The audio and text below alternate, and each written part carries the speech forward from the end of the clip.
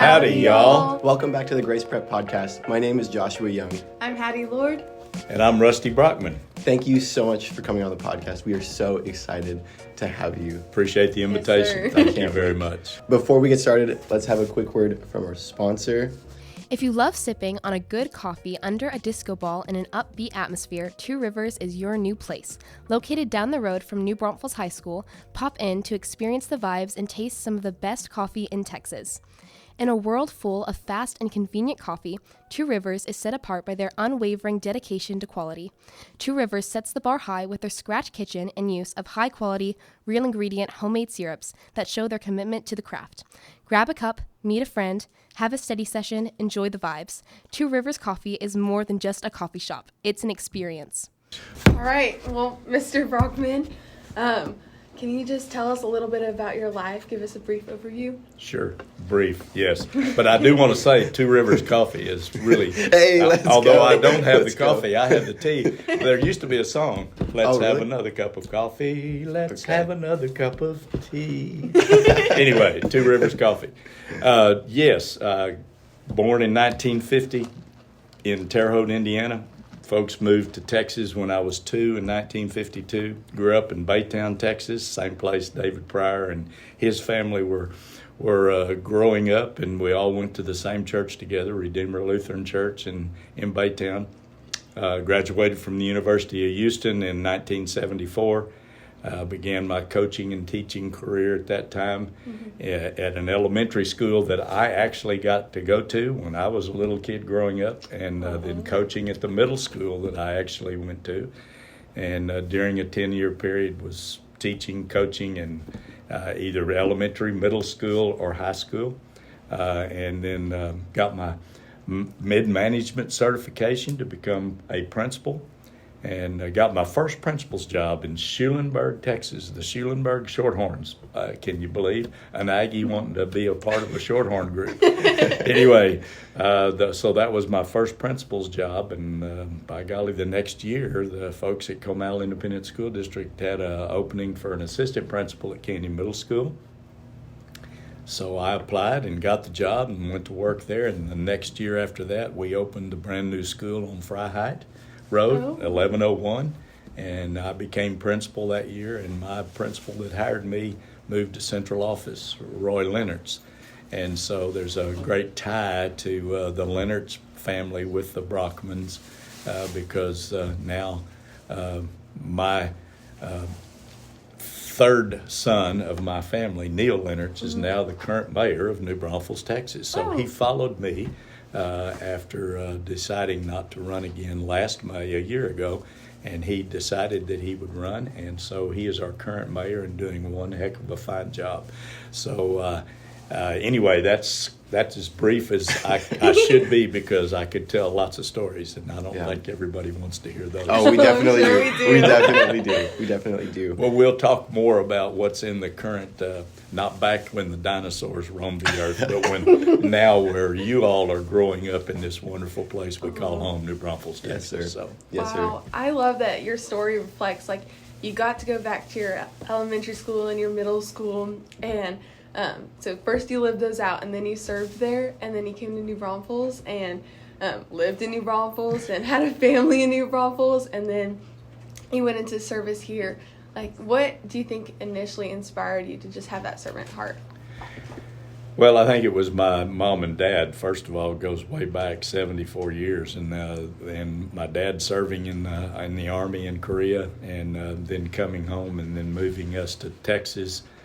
And then growing up in that house with my mom and dad and knowing how important community was to them. Dad worked shift work at a refinery in Deer Park, Texas, and so he was on and off at home a lot. But knowing how important, one, community is, and two, church, and being part of a Christ-centered congregation in the Lutheran church that we joined in Baytown, it was I think that's where the foundation came from, the root of my interest in being able to not only help a large group of people, whether it be a a school of 900 kids and 60 staff members, or whether it be 4 or 5 people getting around a table trying to work through an issue or a problem and be able to come to consensus, or being able to work in a church as in the leadership roles of churches that I've been in. And so I think that came from home. And I'm really fortunate as I look back at both parents knowing what was right and making sure me and my brother and sister all knew what was right, and then be able to carry those things forward with us as we continue to grow up. Wow, that's beautiful. Yeah. I couldn't, the good Lord's blessed me beyond measure. And then being able to come here and have 3 kids that we raised here, they all went to Canyon, and now we've got 6 grandkids, and they're all here in New Braunfels, Wow. Texas. And so the entire core family is right here in town, to where we can see them. Well, they may not want to see us as often as we want to see them, Yeah. but that's okay. The kids do. The kids want to see us, and so we'll go take the grandkids and let mommies and daddies go do what they need to do. But it's been a great ride, and that's my servant leadership. I think where I can pinpoint where it came from. Hearing you talk, because we had a little conversation before we started recording, and hearing you talk now, it sounds like you're so unafraid of encountering problems. Yeah, it's. I think I'm more afraid of encountering problems with my 5-month-old grandson than I am with adults my own age, or a group of adults who may not agree with things that either the city's doing, or the county's doing, or the school districts are doing, because I guess I've had more experience working in those arenas than I have changing diapers and being a grandpa. Other than I've been a grandpa to 5 others, and now we've got 6. But I think if there are problems, if there are concerns, I still believe that the most important part is communication, and being able to sit down around a table and be able to discuss what are your ideas, what are your thoughts, what are your concerns, and how can all of us, being a part of solving that issue, come up with solutions. Yeah. And I think every problem can be a win-win for everybody. You may not get everything you want, and I would not ever think that we should force people to get everything they want, or not to get anything they don't want. I think there's always an opportunity, if you're willing to sit down and look across the table and have a conversation, communicate, and then begin planning to solve the issue, or to be able to work together on. Maybe it's a great thing, maybe it's a fun thing, and everybody come together with their different skills and talents and resources and say, okay, we're going to make this the best possible thing we can make. Yeah. That's so inspiring. I love that. Just a resilient pursuit of what you want. You're not going to take a I don't know, kind of a boring compromise. You're going to get what everyone needs. Sure, you know? and everybody wants that. Everybody's got a specific thing in their heart that they would like to see, no matter what the issue is. And if everybody gets a little piece of something, then everybody wins on the big picture. Yeah. And so I really believe that it's the communication piece, it's the willingness to compromise, it's the opportunity to be able to learn new things from the people that come to the table about why they believe what they believe, and then take that and mold it into the best opportunity the group can make. Yeah. And if it's a servant thing for a nonprofit, or if it's a brand new gymnasium for a school, or if it's passing a bond issue for the 2 school districts, or the city or the county. People don't like to pay more taxes. I understand that. We all understand that. And I'm one of those people. I think, unfortunately, some people think that just because you're mayor, or you're the county judge, or whatever, you don't pay the same taxes. But that's not right. We all pay the same based upon who we are and what we have, and how we manage that. But I think there's always opportunities, and there's so many neat things in New Braunfels to be able to get involved with, whether it's sports or whether it's food bank or whatever those nonprofit. There's hundreds of nonprofits that we have an opportunity that we could work with. So I know I'm rambling a bit. No, you're good. Apologize. You're totally good. You're totally good. Could you elaborate a little bit on what a mayor role does? I believe a lot of our students, I know many of the adults here at Grace Prep probably know who you are and what you do, but I think it would be wonderful if you could describe what your role as a mayor, former mayor, was. Okay. Well, it was going to meetings. It was being able to work with a city staff of 800 plus, almost 900 people work for the city of New Braunfels. And so we didn't work with all 900, but we worked with the city manager, the 2 assistant city managers, the CFO, the city's financial officer, the HR department, all of the department heads. We would have the opportunity, and when I say we, I'm talking about me and the other 6 council members. And so we had the opportunity to work with those folks to see what they did every day, how their people were doing every day, what their needs were, so that when it came to budget time, which we were responsible for, all 7 of us had to work with the city staff on setting the budget every year. We knew what they were in need of. We knew what they were asking for and why they were asking for those things. And then we knew when it came time of being able to set that budget that we were doing the best for as many people throughout the city staff as possible, as opposed to just trying to do something for one department or 2 departments when there's 15 or 20 departments that are involved. And those departments involve the fire department and the police department in addition to many others. So you're dealing with lots of different issues all throughout the city. We would handle, we would deal with the budget. We entrusted the city manager and his 2 assistants to be able to manage not only in the office, but all of those departments outside, so that if there was an issue there, we weren't right in the middle of it. I think it's really important for people to realize that you can be a manager of things, but you should not be a micromanager. I should not be out there trying to tell the parks department what to do, because that's not my job. I'm an elected official to be able to listen to the city manager as their leader, and then to be able to help him or her make decisions that are best for not only that department, but for the city and for you as citizens to be able to understand we're doing the best for what's in the community as a whole. And so it was every day was different, and it was fun to be that way because you never really got bored. We never, and contrary to popular belief, we made $50 a meeting. So $100 a month to have probably 15 to 20 meetings every month.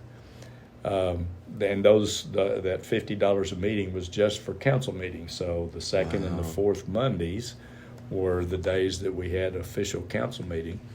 And then the third Monday we would have a meeting which was primarily just departments coming and reporting on what they're doing or projects that are going on that we needed to become aware of, because eventually we may have to vote as a council on whether that project moves forward.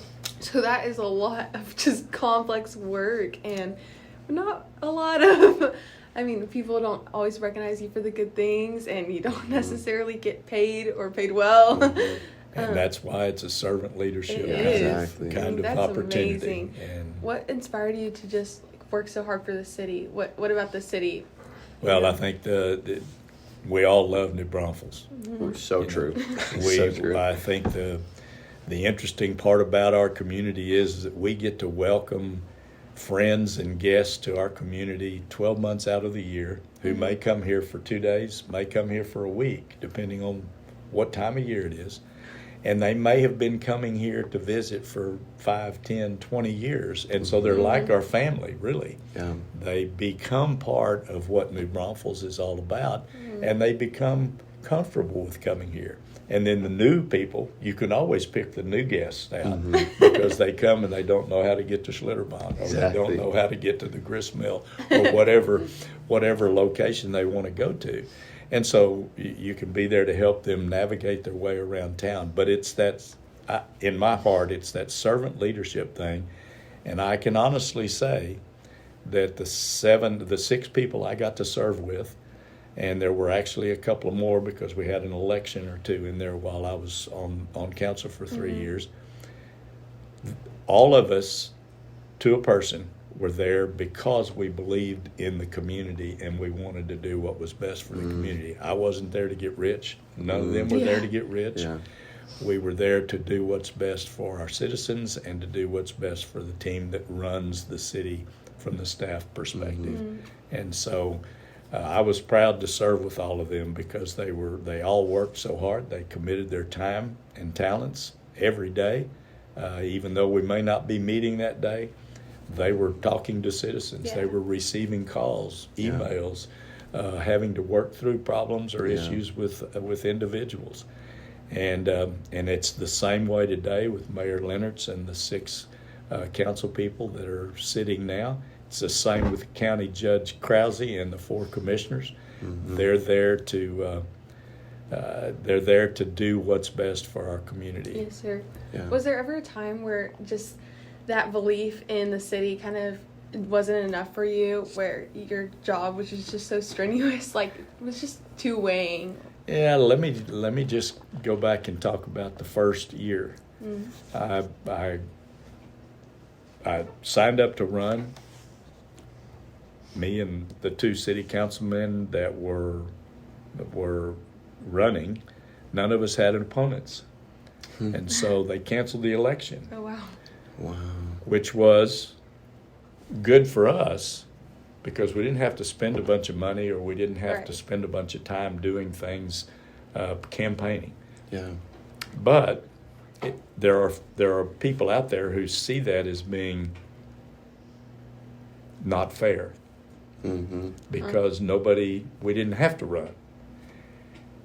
That's okay. If the 3 of us hadn't signed up, there wouldn't have been anybody sign up, and there'd be 3 empty seats. And they, they canceled the election the end of February, and on March 1st closed down everything because of COVID. Oh, wow. Whoa. So this is March of 2020.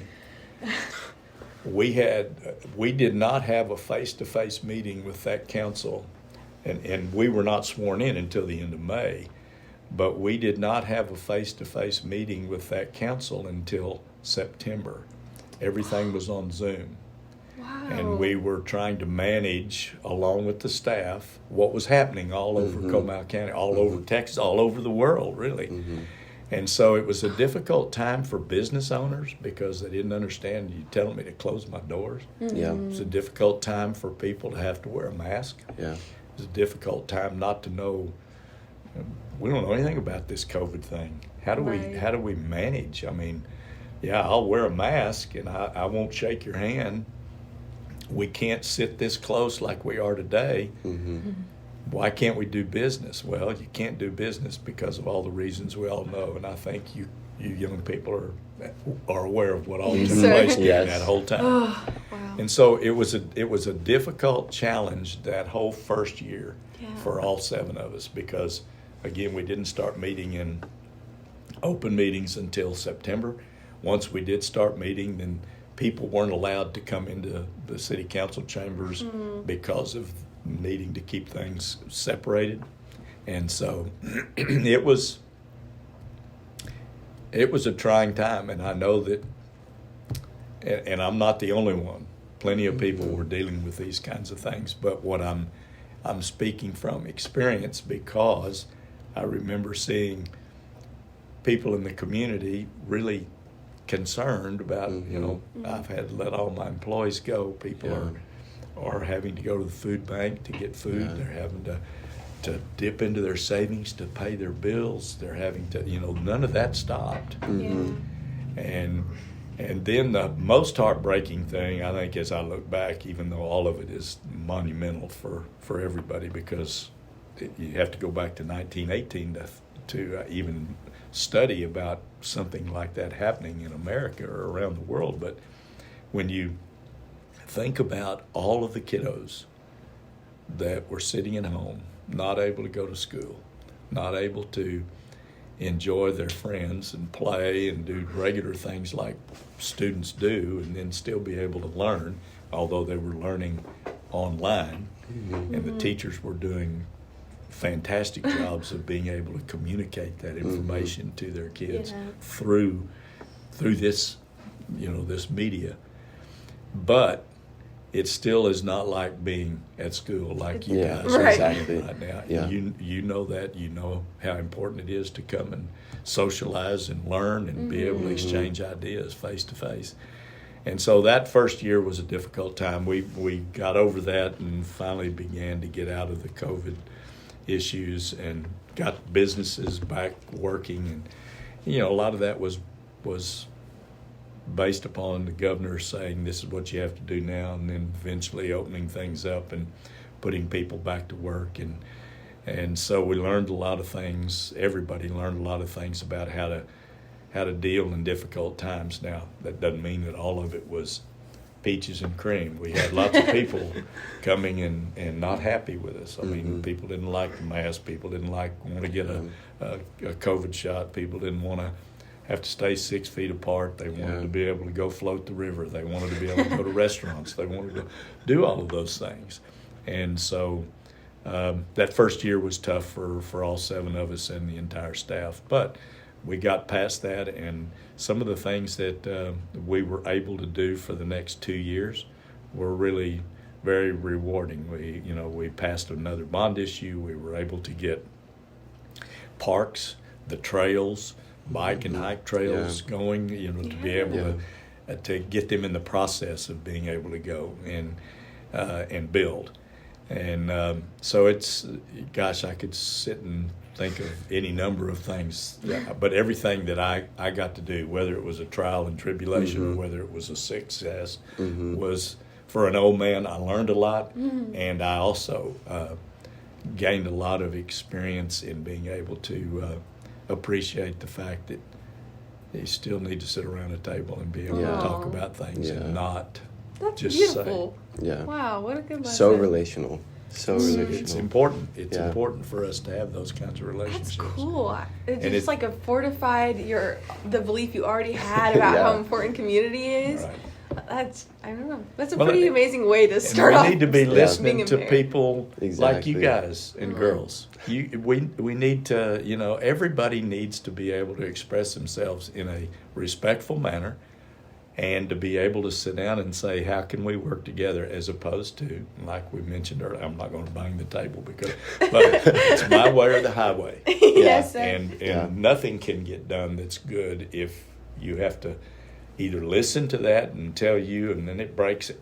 All of your positive thoughts, all your dreams maybe just be shattered by one statement like that. Or if you're the one saying it, shame on you, because it doesn't do any good for the other folks at the table. Yeah.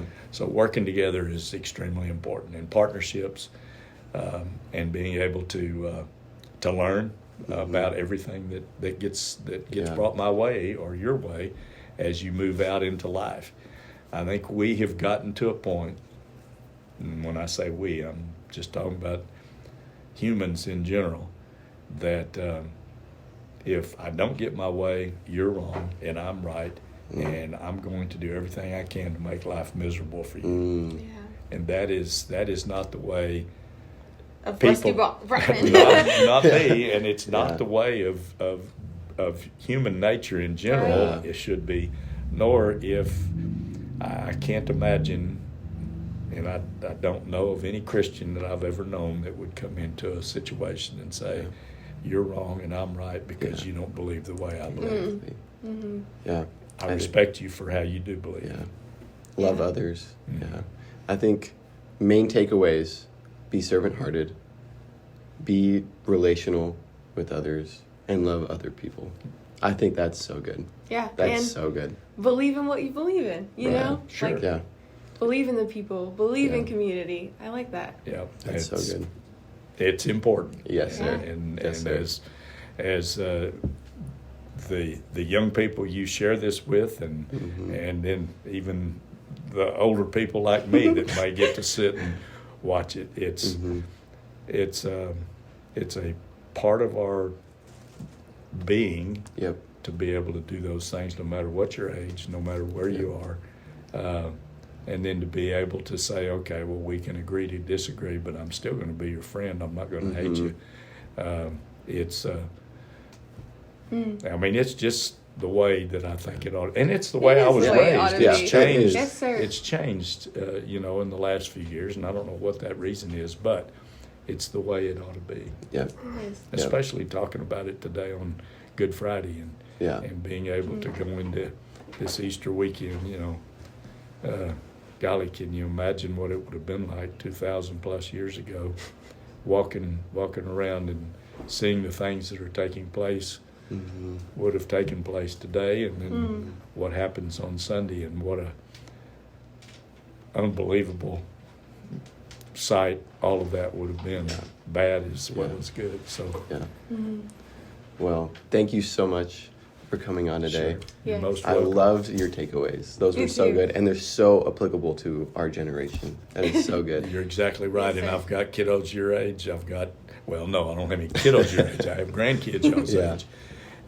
But I'm so thankful that all of my kids and their husband and wives are raising their families I'm sitting here looking at four of you that looks just like my family, grandkids, and they're happy, and they're excited about learning, and they're ready to give back. And so I'm blessed. I Thank guarantee. you so much. Yeah, thank you. You bet. Thank you. Thanks for having me. Yes, sir. I appreciate We're it. honored. Yes, sir. Yeah, we are I honored. don't know about that.